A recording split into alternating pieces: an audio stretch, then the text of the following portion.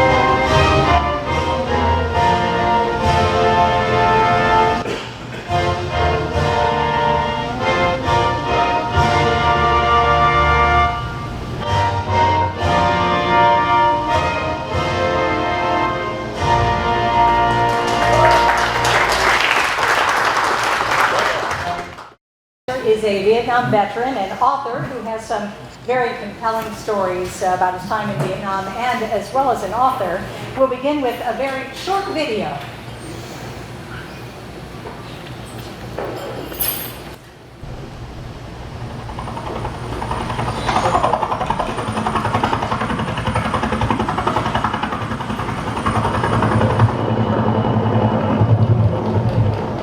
Every CA that you go into is called a hot LZ, hot landing zone. That means you're taking, you know, AK-47, 30 caliber, or RPGs, rocket propelled grenades.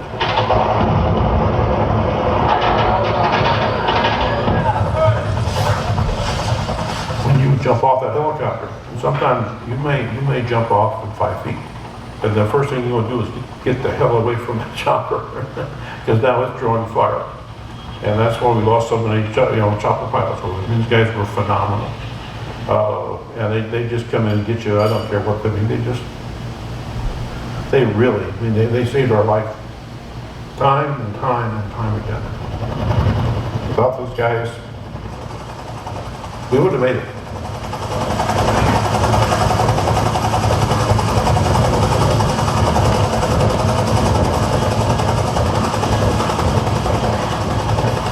I was born in Millersburg, Iowa in 1942. Grew up on a farm outside of Millersburg. And so then graduated from Millersburg High School and went off to St. Ambrose College in 1960. In 1960, the Vietnam War had really been going on for about 6 years. And after college, I found I couldn't get a job because I was 1A, which means you're leaving for the military very soon. The drill and ceremony was a snack compared to PT. PT stands for physical training, if you haven't yet. Then I went into the Army. So I get inducted to Chicago. Well, the sergeant, he said, why don't you go into OCS? And I said, I don't know what that is. Officer Candidate School. I said, okay, well, I don't know what that is either. That's how I ended up eventually going to Officer Candidate School. That was 66. And I'm in basic training for Raleigh, Kansas. Then they sent me to Fort Ord, California for advanced infantry training in California. And then after Fort Ord, they sent me down to Camp Hunter Liggett. And so I was there for 3 months, and they finally came in one day, the end came, and they sent me orders to OCS. And I went to OCS in Fort Benning, Georgia for the next 6 months. And I graduated in June of 1967. So I came out of Officer Candidate School as a second lieutenant, infantry second lieutenant. Then I was assigned as executive officer of a basic training unit in Fort Polk, Louisiana. I got my orders then down for Vietnam of 1967. And then we left on February the 3rd for Vietnam.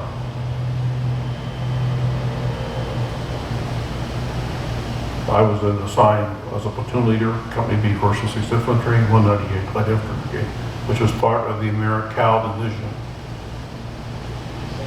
You've got a 99.44% chance of being a platoon leader.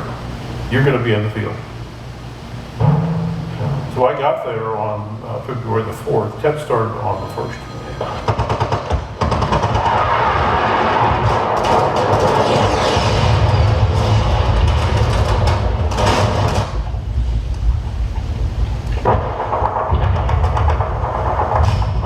Da Nang. I spent the first night, which was February the 4th, watching them trying to blow up Da Nang. The next day, I went over and they were going to fly me back to down to Chu Lai, where the Marical was. Then I caught up with these guys on the 13th. They came out of there, flew to LG Baldy. That's where I was. I was there for 3 or 4 days, and then my unit came in. And then we went and we did our first combat assault. And I have a picture of myself. Someone took a picture of me. I was standing on a front stoop. And when I got into the village, Sergeant Casey, he said, stay with me. And there was a tree there.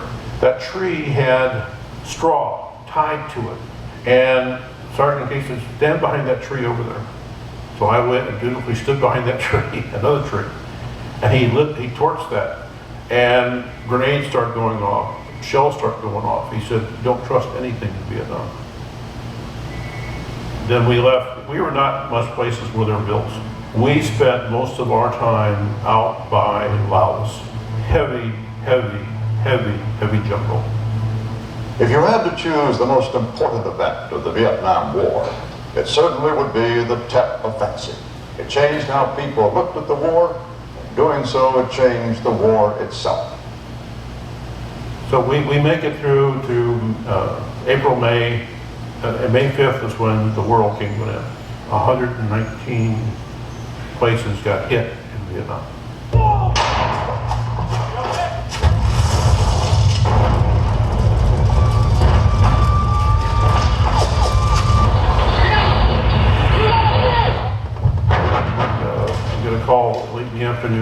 and they picked us up for another combat assault, which happened all the time. That day we policed up. They had knocked out 2 choppers, one Huey gunship, and then a Huey with a 4-man work team, and knocked them both out of the sky. And the helicopters looked like a tinker toy set. I mean, that's all that was on the ground. We spent the next couple, 3 days policing the bodies. It's probably the only time I actually clocked out. I guess my system just blacked it out. They used a large Russian gun to knock these guys out. And then 3 days later, we climbed up Hill 352 and walked into an NBA base camp and knocked out that gun. And there was a lot of enemy out there. I mean, they were talking thousands. Then on the 3rd day, the NBA from our area beat him out. That means they left. It's just they wanted to knock out LZ Center because LZ Center had a mixed battery of 155, 175, and 8-inch guns. The whole month of May was just went on like that. You know, I got wounded on the 25th. It was supposed to be an ambush, and they screwed it up because we got past their ambush. But they'd already had orders already set up. You know, so then they brought the orders in. You know, that's when you knew it was an ambush because and we lost a man down there, and we have a body. We can't get out because it's very high. We're in a deep valley, a big jungle. So we carried the young man to the top of the hill. We got up there and they said there was a banana grove there, and that maybe we could chopper down close enough. So then we brought the chopper in. Now they knew where we were because of the chopper, and they just started raining M60s or 60 millimeter, 60 mics down on us. And the mortar round must have hit a banana tree. I don't know, but it must have hit a banana tree right here that was just passing. And it blew down on my neck and my shoulders and took my helmet, and I looked like my helmet was bald. And it threw me into the tree and knocked my coat out. Then 2 guys came back and picked me up.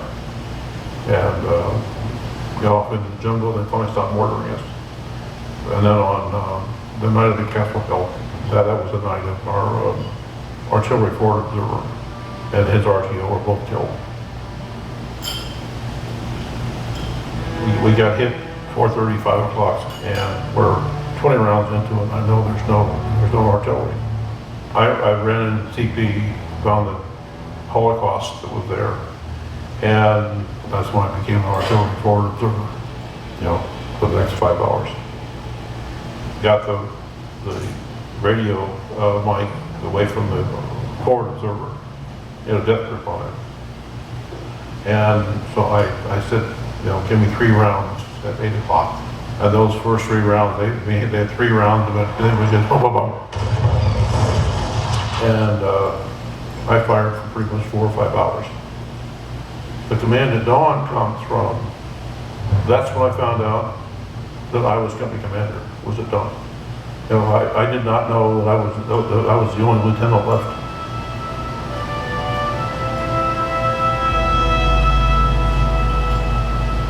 We're over by Laos, and they brought us back into Chuai. Then you became Castle Guard. You were the last infantry in the field before they get to Chuai. And I've got a picture here of myself with a 130 or 140 rocket that hit our bunker. I was the only infantryman in division artillery, so I'd go out and check bunkers on July. And finally, February 4th, 1969, they flew me down to Cameron Bay, the big, huge, massive base. And we're leaving at 1 o'clock in the morning. I left on February 4th, again in Seattle on February 3rd. There was not a single person there from the military. So I'm in jumbo fatigues. I came home in jumbo fatigues. I had three hippies accost me on the way to one spit at me. I mean, people that look at you, they lower their eyes, they wouldn't look at you. I mean, it was truly, truly, truly awful.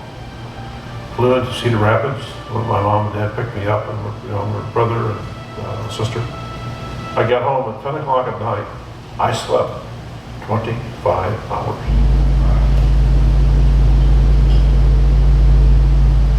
Well, then I was at Fort Leonard Wood, and I got out August 1st.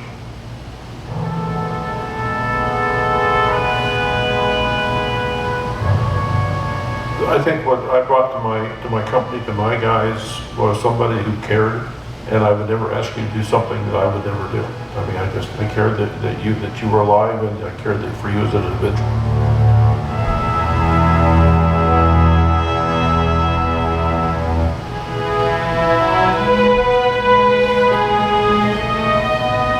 Barb and I met at my company commander at Fort Polk, Louisiana, was from St. Louis. He had me meet Barb when I come in, because I was going home, and he had asked her when he was home, if I could give her a call. She said yes. So that's how Barb and I met, and that was on my way to Vietnam. And when I came back, we got together. Barb and I got married 9/6 of '69, and in St. Louis. And then we had 3 children: Stacy, Pat, and Ryan, and we have 6 grandchildren. And they're from like 21, 22 down to 7.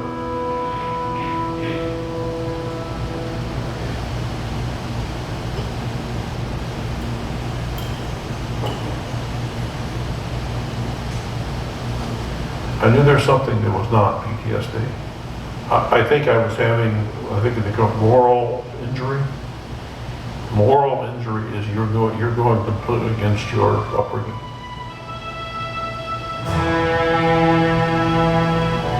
The reason I started it was I wanted to tell my family what I'd gone through, what was combat like, and your family doesn't know that they can ask questions about combat unless you tell them about combat. The problem that I had was that I realized that I had never been able to take pride in what I did. That's what kind of comes from the book. This wasn't a conflict. This was a damn war. And it was serious, and a lot of people got killed.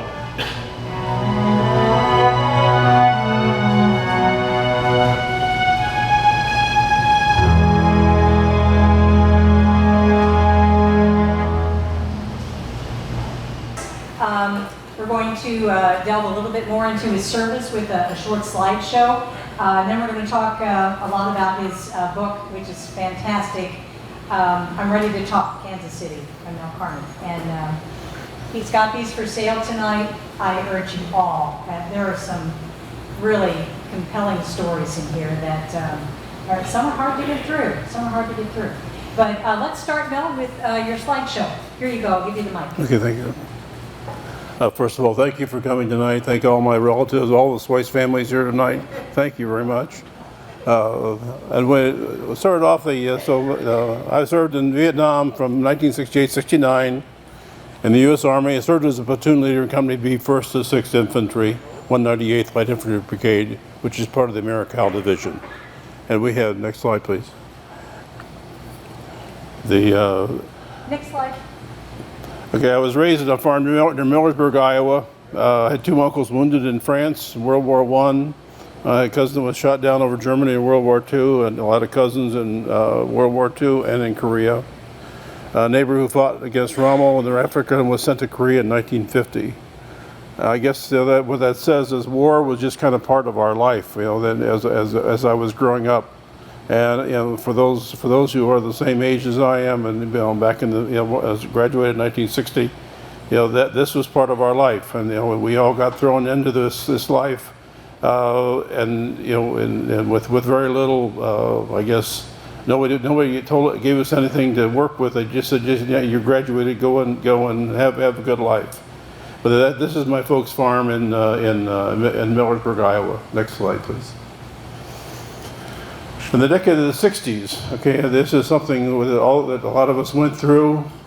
I graduated in 1960, and in 1963, pretty much all hell broke loose. You know, there's war protests. Selma and Montgomery, Alabama were backwater towns that were torn apart by the race riots. Little Rock, Arkansas was the news during the school desegregation. November 22nd, we had lost John Kennedy.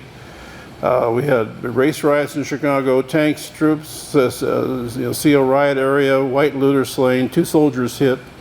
April 4, Martin Luther King was dead. June 5th, 1968, Robert Kennedy was assassinated. This was the era of the 60s, and you know, it seemed like it seemed like a whole world was coming apart. And as a young man, you're just trying to fit in somewhere and trying to figure out where you're going to fit in. And then on top of that, I was also 1A, which means that you know, even though with college, you know, nobody wanted to hire me because they knew I was going to be in the military very soon. Next slide, please.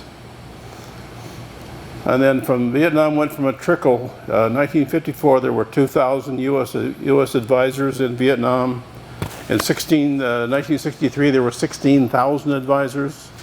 And then we had the Gulf of Tonkin incident, which did or did not happen. 65, 185,000 troops. 66, 385,000 troops. And when I got there, by the time that 1968 was over, there was 536,000 troops in Vietnam. And you know, and this is how, and you're just, this is one of the reasons that, you know, when you talk about the 60s, you have to understand what, as a young person going into this, you know, there just wasn't any, the Mudville was not a happy place. And next slide, please. So 1966, I was 1A, went through induction in Chicago in April. Fort Polk, Louisiana, processed into the Army. One of the things for those who have the hat on or have been through the military, one thing's happened at Fort Polk when I was going through there at an induction center. I was able to get myself out of a detail one day and with another guy, and we went to the PX, which that means we were AWOL. Well, we were at that time we had been in the military for about 5 days, and we didn't really understand what being AWOL was. And then we made the mistake of walking back through the induction center, and we walked past in a military. You're the office where all the NCOs and officers are is an orderly room. Well, we walked right past an orderly room, and there was a sergeant standing in the window drinking coffee, and he snorted coffee out his nose. Because here was 2 inductees who'd been with 2 sacks from the post office, and I turned to my buddy and I said, "Run!" And we managed to get out of that. I was thinking about that when my mom was pinning my bars on me at Fort Polk or Fort Benning a year or so later. So when I went to Fort Riley for basic training, that's this top picture there. We're getting ready for the Saturday morning inspection. This is, you know, then you spend forever doing breathe, relax, aim, slack, squeeze, how to learn how to shoot an M14 rifle. It looks pretty good. It looks like I'm actually doing what I'm supposed to be doing. Then they sent me to Fort Ord, California for advanced infantry training. And then Fort Benning, Georgia for officer candidate school, and I graduated in June of 1967. Next slide, please. I was sent to Fort Polk, the executive officer basic training unit. That means I had a lieutenant that was over me, was my company commander. I pushed basically 3 8-week cycles through, and in that time I learned how to become a better officer. My NCOs taught me.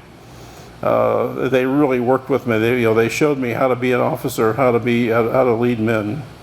I arrived in Vietnam. I arrived the 3rd day of Tet in 1968. Assigned as a platoon leader in Company B, 1st to 6th Infantry, 198th Light Infantry Brigade. Next slide, please. I spent months trudging through the jungles. Everything that I do in writing, from the books that I write, the stories that I tell, I try to do it from a bird's eye view. I did that for the Command at Dawn. I think in that book, Blood was mentioned one time. And as an infantry company in the jungle, we never stopped moving. I think in the 6 or 7 months that I was in the field, I think I spent 2 or maybe 3 times, 2 nights in one spot. That means every morning you would get up, pack up your stuff, and put it in your backpack, and you go off. And they called us ground pounders, gravel agitators, and a lot of other words. But the heat was insufferable. Monsoons and being in the jungle in combat is unexplainable. Sweat was with us 24 hours a day, and danger was our constant companion. That was the life of an infantryman, day after day, 24 hours a day, 7 days a week. Next slide, please. The combat infantry company has 3 platoons. We had 3 platoons, 3 squads in each platoon, give or take. 10 to 12 men in a squad. Then each squad had a sergeant who was a squad leader. The squad had a radio, which was a PRC-25, so we could communicate with them. They had a machine gun and a couple of M79 grenade launchers. Everybody else carried M16s. So when you see that, I put this in so you can kind of understand what a squad was. This was on the front. The second man from the left is Sergeant Ron Martin. I'm going to talk about him in just a minute, but he was one of my squad leaders. He was an excellent young man. And I'll get back to Sergeant Martin later. Next slide, please. The morning in the jungle. We call it a night logger. Actually, I need another G on that one. Another A, pardon me. So at this night logger, we found a hole in the jungle to set up our perimeter. And on this morning, I had already talked with the commanding officer and had gotten our orders for the day. That's me with no shirt on. Here I am at the meeting with my squad leaders before heading out for the day. And as you can tell, formalities in the jungle are pretty scarce. The next slide, please. This was the infantryman's life while in combat. If in combat happened someplace in our area of operation, we did what was called a combat assault. What these men here are doing, they've just jumped off the chopper, and they're trying to get away from the chopper, and the chopper wants to get the hell out of here. And that's when you're on a combat assault, there's something that's been around the military for years and years, and that is the 1,000-meter stare. And that is a stare that there's no joy, there's no sorrow, there's no sadness. They're just staring, and you're looking out 1,000 meters, but you're not really seeing anybody. And also, if you're on a combat assault, you're going into an area where you're going to get shot at. And you get shot at a lot, and so the other thing in your mind is, will this be my last ride? And you live with that every day. I can't tell you how many combat assaults I was on, but I was on a lot of them. Next slide, please. I returned to the States in January '69. It took 43 years, including 4 years with a caring psychiatrist, before I could talk about combat. When I did, my anxiety was reduced. I could better deal with post-traumatic stress. I made it my mission to get as many veterans to tell their story as was possible. I'm ready to talk Kansas City as a result of that mission. So if we could, well, that's the last of my slides, and you go ahead and shut that off. Okay. All right. There you go. Thank you. That was great. We thought we'd do kind of a Q&A up here, and then of course we'll open it up in a bit to all of you as well, some of our veterans out there. But when I read your book, there's just so many things that struck me that people just aren't aware of. I mean, we see war movies about Vietnam and what have you, and they just don't tell the whole story. So some things that struck me that I'd like you to just address that I jotted down. Describe the jungle, describe the mosquitoes, describe why you never took your boots off, and the house on your back. What was that last? House on your back. Oh, yeah. in Vietnam, we had my backpack probably weighed, somewhere in the 50 to 70 pounds, and we called it the house on your back. So you carried everything that you needed for combat between your shoulders, and with an M16 or M79 or M60 at your hanging on your arm. And so you have and that pack is with you when you come into a night logger. My first job was to set my platoon into position. And then when you get the platoon set in position, then you could maybe get back to and set my own place up. But a lot of times you didn't stop until it was getting almost dark. So therefore, what you would have cold sea rations. So you just kind of reach into a box and pull out what you think is the sea ration. You don't know what it is. And you open it and you eat it, and you eat it cold. The sea ration is not real good to start with, and they're bad when they're hot. They're worse when they're cold. And so that was an everyday occurrence. I would say out of a week, I probably had cold sea rations maybe 2 or 3 times a week. And because I had to set my platoon and get my platoon ready. Go ahead. Mosquitoes. Oh, mosquitoes. Yeah, mosquitoes. The mosquitoes is just a. When my first night in Vietnam, I was in a BOQ, which was a screen room with no screens and no door, and the mosquitoes they formed platoons so they could harass you, the whole night, and you wake up the next morning and your face is swollen. That's what you did in the field. Every morning you would wake up every morning and your face was swollen with mosquito bites, and that's how you started your day. Well, have your cup of coffee and feel the mosquito bites on your face. So that was every day. We saw from some of your pictures, the terrain was just unbelievable. I mean, there was very, very little flat ground that you were walking along. You were climbing hills, mini mountains, if you will, and the brush was not your friend over there, was it? Yeah, in the jungle, I could not. Sometimes I couldn't see her. That's how thick the jungle is, and so I would say that. Then you have the other side, which is you had to walk from this jungle to that jungle over there, which means you had maybe a half a mile of rice paddies. Rice paddies are just massive. In Vietnam, they'll take an entire valley. They're miles and miles long, and you have out of the in the middle of that there'll be an island called a village, and that was maybe 2 or 3 feet above the rice paddy dikes. And so if you were pushing through jungle or you're out in the open, which means that if you're out in the open you can get hit, and so you don't want to spend much time out there, but you did every day. Every day, sometime during the day you're going to get to rice paddies, because that's all Vietnam is rice paddies and mountains.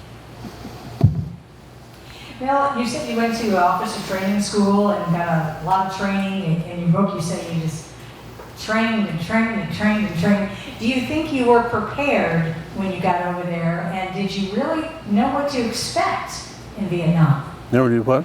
Did you know what to expect? Oh no, the other thing I trained for for 8, 12, 14 months. Then I pushed troops for 5 or 6 months, and when they put me in Vietnam, they put me into a training, into a school at Chu Lai for 5 days. I was so sick of training. I just, it was just, I didn't want to listen. I didn't hear a word they said. I was actually happy to actually get in the field, because no longer was I going how it was going to be. This is how it is. And so I was in, I was very well trained, by the military. And and so they did a good job of whitewashing my head. Very good there. Some things were, believe it or not, a couple of humorous sections in your book.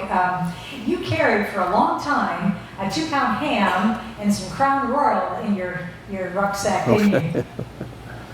When I first got into Vietnam, I walked into the PX before I went to the field, and I bought a new Seiko watch for like, you know, 20 bucks, 25 bucks, and then I bought a fifth of Seagram's Crown Royal and put that in my pack, and then I put a 2.5-pound canned ham in my backpack.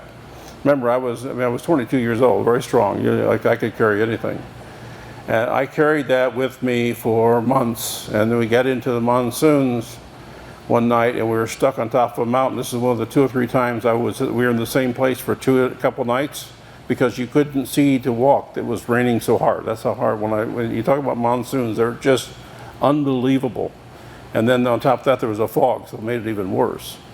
I called my squad leaders to all come up to my command tent, which is simply where I was. It's a poncho tent, and I had heated that 2.5-pound canned ham, and gave them each a portion of that Seagram's Crown Royal, and they said, "What else do you have in your pack? You just where did you get this?" Because we hadn't got any resupply, because we had nothing to eat for a couple of days, you know, except what was in, you know, what was the leavings of the sea rations we were carrying with us. And, you know, so having, you know, even, it really what it was salt wrapped around ham, or ham wrapped around salt. I think that's probably a better way to say it. But that was, you know, so that was just one of the experiences I had that, you know, that my guys, they enjoyed that. And then about 2 or 3 weeks later, because when I took the canned ham out, I found two cans of Budweiser. You couldn't tell they were Budweiser anymore because all the paint was gone. This is the old cans. No, not the aluminum cans. And I had, we ended up at a night with the only cool, clear stream that I saw in Vietnam, and I put those things under a rock. And then after dark, my radio man and myself were sitting by waiting to, you know, to call it a night. And who's going to take the first watch? Because we say we had 2-hour shifts every night. And I said, "Griff, what would you like beer?" Oh, he said, "Well, I wouldn't give a bottle of beer." Well, if those who remember what a church key is, I cracked the top of that can with a church key, and he said, "What the hell else do you have in that pack?" I mean, That's funny. Here we are complaining about the 95-degree heat that we have here. The weather over there, you could not escape the heat and humidity ever, could you? no, the heat and humidity stay with you 24/7. You don't sweat as much at night, but when you wake in the morning, your fatigues are damp. You never do not sweat. And then of course the sun comes up, then you really sweat. And so what you live with, along with all the other BS that you had to put up with in combat, was to have and also we changed uniforms sometimes every 5 or 6 weeks. So you had the same uniform on for 5 or 6 weeks. And whenever we got to where we got clean uniforms, you would also get clean socks, and you just throw the old ones away. And literally, I've taken my socks off and had them stood them up next to my boots. Those army socks just stayed. They'd been wearing them for so long that they would actually stand up next to your boots. Talk about why you didn't take your boots off. Oh yeah, and the other, like, one of the things I learned, you know, they don't tell you this stuff in OCS. What do you do about boots? What do you at night? What do you know, when you get in bed, you take your boots off, take your shoes off. Well, there's one thing when you're in command. If something hits during the night, you're trying to command a combat troop barefooted. Well, you know, you're in the jungle. And so therefore what you do is you leave your boots on 24/7. And all you do at night is you just unlace them a little bit to let a little air get into your feet. And also on the instep of the jungle boot, for some unknown reason, they put 2 sieves. So there's 2 holes with little screens, so you could step in a small stream, and your feet would be wet. And why they did that, I have no idea, but that was what jungle boots were. He's got so many stories in the book. His book, I'm Ready to Talk Kansas City, is a compilation of some of Mel's own writings, some great stories in there. And also, when he talked to a number of other soldiers, Vietnam soldiers, as well as other war veterans. And tell us how this book came about. I'm sorry, was that was? How did the book come about? Oh, what happened was about 2.5, 3 years ago, 2 gentlemen, my publisher, Bob Babcock, and Gary Swanson. Gary Swanson was Bob Babcock's friend, and they spent their life. I mean, I'll give you, like Gary Swanson, when he retired from IBM as a senior vice president, told Bob he was bored to tears. And Bob says, why don't you take and start doing interviews of World War II veterans? And the man, over the next 15 to 20 years, did 1,063 interviews of World War II veterans and gave a CD to the family, and a CD was sent to the Library of Congress. So those men's legacy were taken care of, because here's a man who cared. And they came to me and they said, you know, Bob had already had 2 of these books, as I'm Ready to Talk, with a couple hundred, but this was done back in the 70s, you know, when you guys were just getting back. Okay, but I took that, they said, we'd like to have you do that one do a new one. And so I was able to find 24 other veterans to tell their story. And that's how the book came to be, but it's part of my mission, which is getting veterans to tell their story. And for all the veterans here, and in fact, for all the people, write your story down. Tell your story. You know, because, you know, there's a poem called The Dash by Linda, and I can't say Linda's last name, but it's a very short poem. You just look it up when you get home. And it's called The Dash, D-A-S-H. And what it is it's at your funeral, they want to know, what did you do in your dash? So your dash on earth, so that's between your birth year and your death year. What did you do during the dash? I changed that a little bit for veterans and the people that I try to get to write.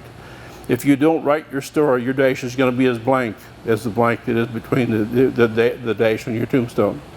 Write your story. Tell your story.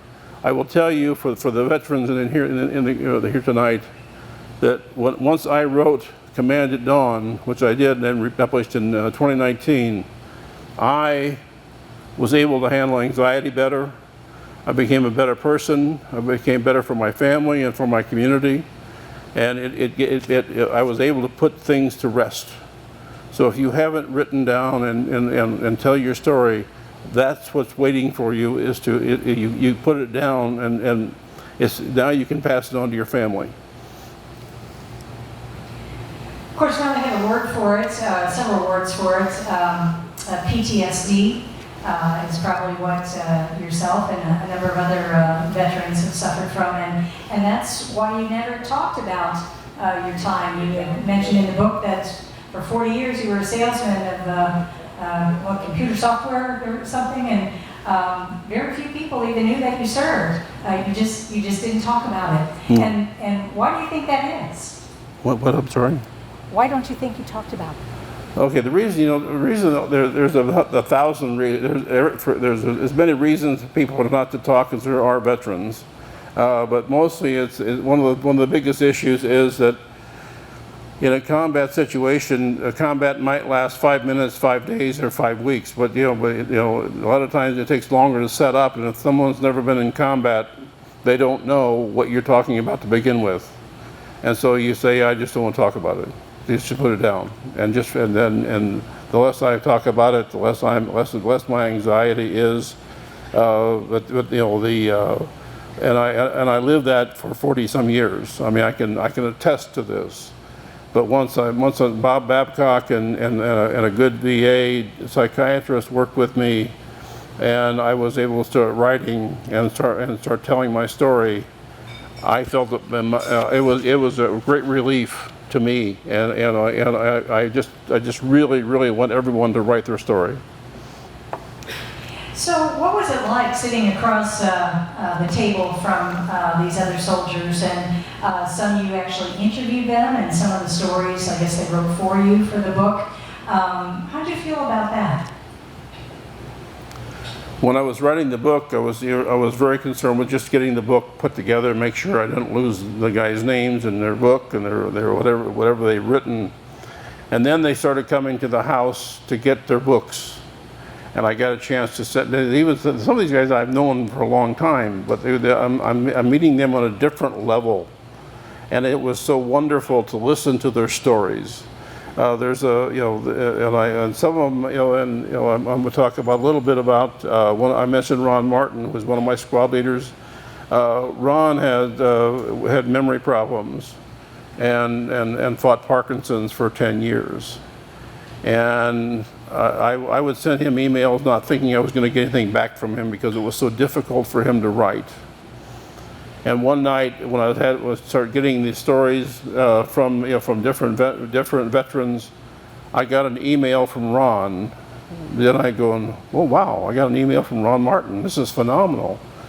He had 5 typewritten pages, single-spaced, about his time in Vietnam. And I mean, I'm going to tell you, I cried. It was that much of a, and he had, and I didn't change anything. I just double-spaced it and put it in the book. So what you read about Ron Martin, that's what Ron Martin had to say.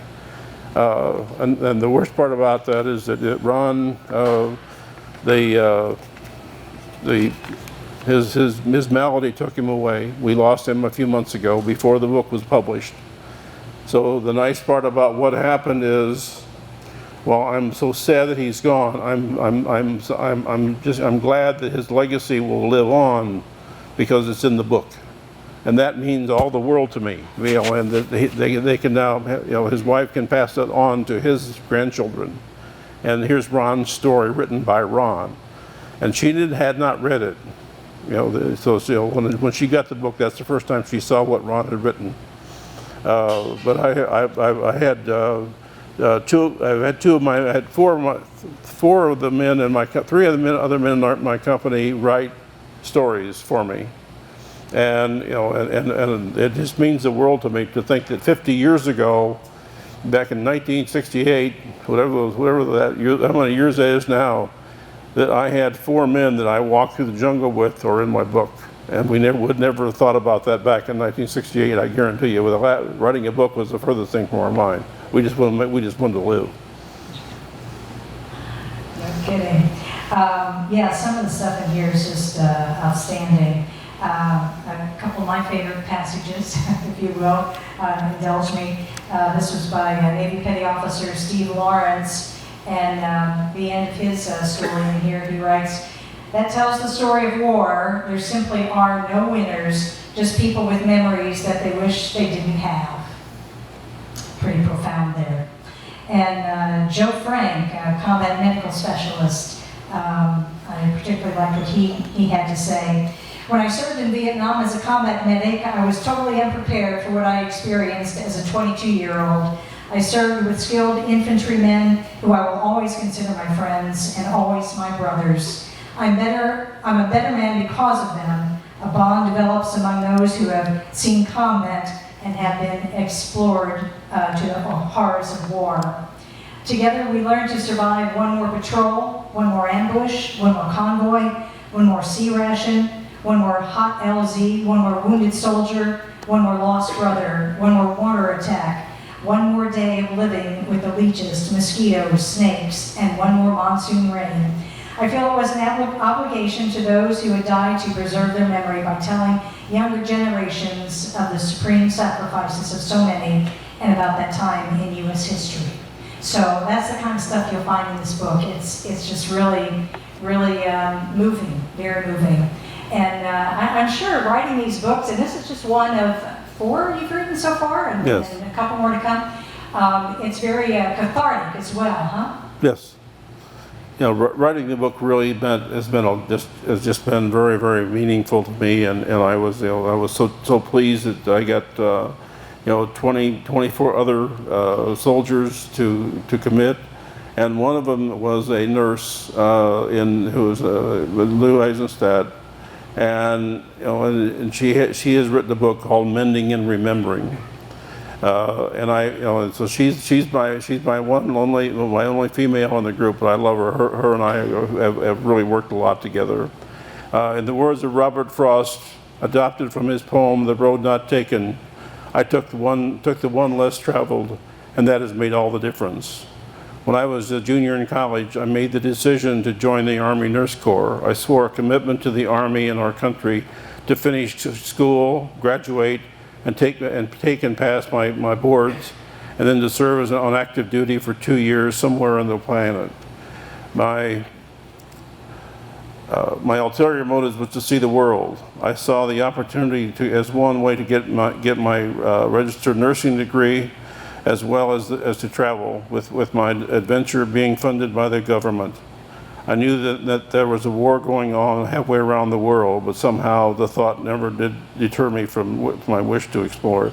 This lady, she worked as a emergency nurse in the Chulai office, or in the Chulai hospital, and she contracted, or she ended up Agent Orange. There was so much Agent Orange on the uniforms and on the bodies that when they would come in, and she got Parkinson's disease, and I love her. She is the strongest person I've ever met in my life. I just love her. But she fights Parkinson's every single day of her life, but she never complains. She's just a phenomenal person. She's just one of the few people that you just see. You wish you could have more people like that, and also there, I can. I'll keep on going. I'll keep going. Yeah, just keep going. Why don't we open it up for a couple of questions from our audience? What you got? We have any veterans out there like to say anything? Are you ready to talk? Go ahead. I don't have any questions, but I read a book recently by Kristen Hanna about her experiences in Vietnam when she was a nurse, and I highly recommend it because it was said that women were not in the Vietnam War, but they truly were. And she suffered from PTSD and all the same things that the soldiers did. And I just highly recommend it if you're interested in what was taking place during that time. Her book really describes, the name of it is Women. Because women, if people asked back then, they said, women were not in that war, but they truly were. And I really appreciate you mentioning Lou Eisenstadt has just got to be, she's one of the most wonderful people I've ever met. She was, for those who maybe didn't hear, she was talking about a book called Women, Kristen Hanna. Yes. About her time as a nurse in Vietnam, and really reflects on the role that women played, and a lot of people don't realize that they did. Any other questions for our guest tonight? Go ahead. Hi, Mel. I was kind of curious to see how you think it changed your family with you sharing your story. You had 2 sons in the military as well, and I was wondering if it encouraged them to tell their stories as well. How it changed you and your relation with your family, and of course you had sons that were in the military as well. Well, first of all, I've had my kids have read all my books, everything I've written, and I think it changed because I think I'll kind of go back to where I took my kids out to a place called Ben de la Tour out in Colorado, and they had a clay pigeon shoot out there where they were shooting with a .410. And at the end of the time, they said, if any adults want to buy some ammo, we have ammo left over. And so I knocked down about 8 out of 10 of the hand-thrown pigeons. And my oldest son said, "How did you learn to shoot like that?" What's really happened is by them reading the book, they understand, and it gives them the permission to ask questions. Because if you don't tell them something, then they're going to assume you don't ever want to talk about it. And therefore you close yourself off and you close yourself away from your family. Any other questions? Well, the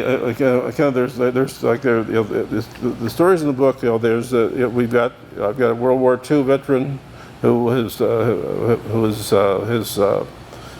he passed away in 2002, and his son gave me permission to use his story. And he was a dive bomber, and he was a dive bomber pilot in World War II out over the South Pacific. A phenomenal story. The USS Pueblo. I know we have some people here that know about the U.S. Pueblo, but in 1968, I was in Vietnam at the time. But when they had, I was just going to Vietnam, and every Friday I have breakfast with one of the survivors who was captured for 11 months by the North Koreans. And so if you don't know about the USS Pueblo, this is a good place to learn it, because that's like the second or third story in the book. And I have a young Marine who was 18 years old, and he was on his third year as a senior at one of the great high schools in Kansas City, and he went into the Marine Corps. And his story is just phenomenal. And I didn't sweep it at all. I simply told what he said. And when you read it, you're going to understand. This is a young boy who's like 18, 19 years old, and he's in combat in Vietnam in 1964. So there's the stories that they just go on and on. And one of the gentlemen, Norm Hawley. When you talk to somebody about Vietnam, you have to find out what year they were there, because the thing went on for 10 years, and every year was different. The war that Norm Hawley was in 1963-64 was not the war that I fought. It was totally different. So when you get to the Norm Hawley story, which is next to the last one in the book, you kind of understand this. I didn't even know the Army. I knew they had helicopters. I didn't know they were still flying airplanes. And they with an aviation company that supported the special troops, the special forces that was what was there in 1963-64. So the breadth of the stories in here, I think I try to keep it as interesting as possible. I thought that was kind of interesting. War makes you grow up pretty fast. You mentioned that boy of 18 and how young he was. You were only 22, 23. Mm-hmm. So, yeah, you grew up. I was the old man. You were an old man. I was the old man, yeah. For sure. Mel, are we going to have some of these books in the gift shop at the museum? You want to leave a few for us? Yes. To sell for you? I highly recommend you reading it. And if you have any fellow veterans in your family or friends, maybe they aren't talking about their time in the war, maybe let them look at the book, and maybe that'll get them started, a starting point anyway. So it's very cathartic, that's for sure. Any other questions from our audience to our guest? Yeah, Greg. I'd just like to say, it's obvious, but we owe our vets so much, all of our vets, our Vietnam vets, for everything that we have today. I think it was so atrocious the way you were treated when you came home. That's a generation that I wish we could forget. No. Thank you for your service. Thank you. Appreciate it. Given the nature of tonight's program, John Wickenmeyer has joined us. Taps, of course, is a bugle call played to signal lights out at the end of the military day, but we play it tonight to serve as a tribute to the service and sacrifice made by so many deceased veterans. John, please. Everybody stand, please. please? Raise the flag.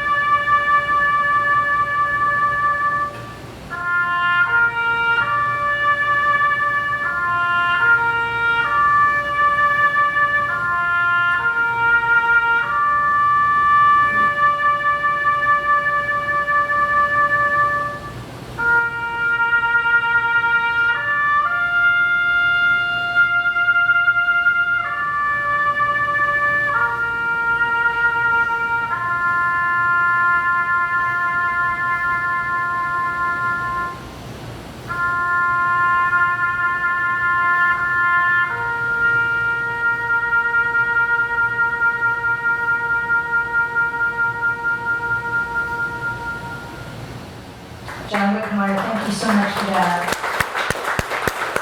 I want to thank Dick Reminger again for letting us use his facility tonight. Robinson Construction, who was our sponsor for tonight's presentation, and of course Mel Carney, who has been our guest. Thank you so much. Feel free to come up and chat with Mel for a bit. We've got his books for sale here, and like I said, I think we'll have a few for sale at the museum as well. So safe travels, everybody. Thank you so much.